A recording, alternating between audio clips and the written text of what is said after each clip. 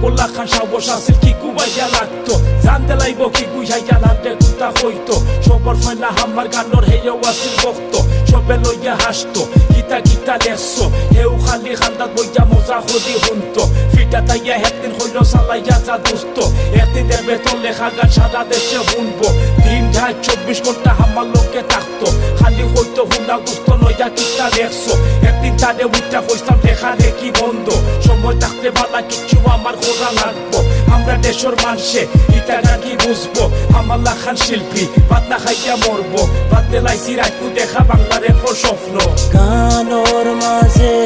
ইলা দুই লাইন লেখা আমার কষ্ট